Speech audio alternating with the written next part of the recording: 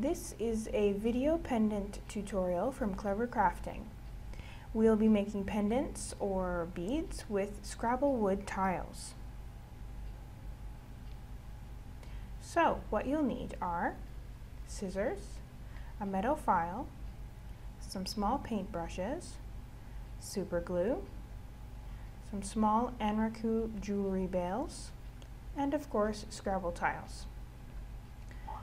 You'll also need paper, diamond glaze, craft glue, a utility knife, Mod Podge, and a pencil. So once you've got all your supplies, we can begin with step 1.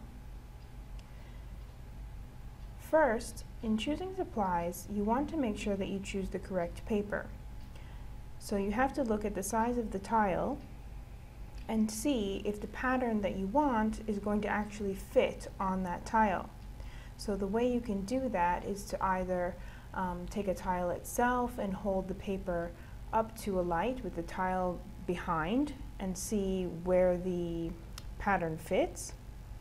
You can also hold it to a light box, or you can create your own sort of little template. So you can take a piece of cardstock and cut the shape of the tile out of it, leaving a tile-shaped hole, and you can use that to hold up to the paper and see where exactly the pattern is going to look best within that little square which will be on the tile. So choose your paper wisely. For step 1, you'll place your tile and trim your paper. So you'll need the Scrabble tiles, the scissors, the pencil, and the paper itself. So first you want to trace your tile.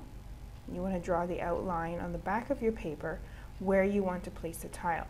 So you can hold it up to a light source to ensure that the paper pattern will show correctly on the tile, as we've just been talking about.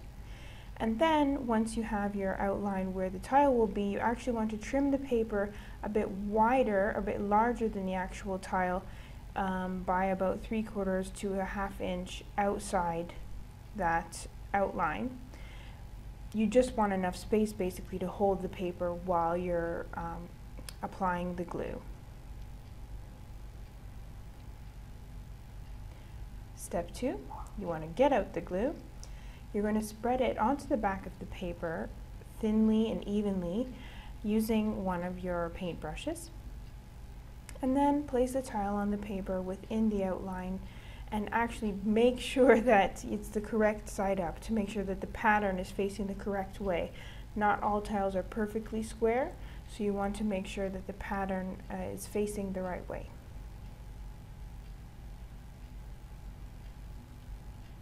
Step 3, we need to dry and trim. So you let that glue dry, and then you trim that excess paper carefully using a utility knife. And of course, because the Scrabble tiles are made of wood, you need to be careful not to damage the wood or cut the wood itself. Step 4, you want to file and smooth. So where you've cut the paper and on the edges, you want to use a file and be careful of the grit of the file. Make sure it's not too strong. And you just want to basically make the edges smooth where the paper meets the edge of the tile. It should be flush and smooth. Next, you're going to actually seal the paper in the sides to make sure that it stays perfect for a long time. So you're going to use Mod Podge and your another paintbrush. So you apply a thin layer of Mod Podge to the paper face and the sides, and that will act as the sealer. And then you'll lay the tile face up on some wax paper or something that it won't stick to on a tray or flat surface until it's dry. Next, you glide on the glaze. So basically this involves carefully spreading the diamond glaze onto the face of the tile, which you can do by starting with a border or getting close to the edge, not going over the edges. So you're applying the diamond glaze to the face only of the tile on the paper.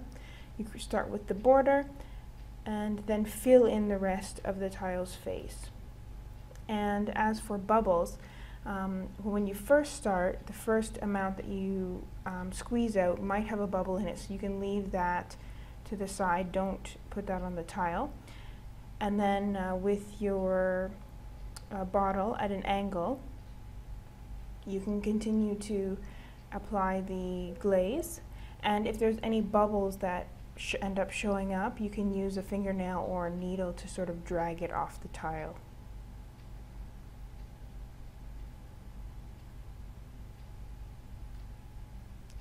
Step 7, you want to dry and apply the bail. So let the glaze dry for about 4 hours, and then you can super glue the bail to the back of the tile, ensuring it's centered, of course, and being really careful because the super glue won't give you much leeway. And then you make sure that that's totally dry.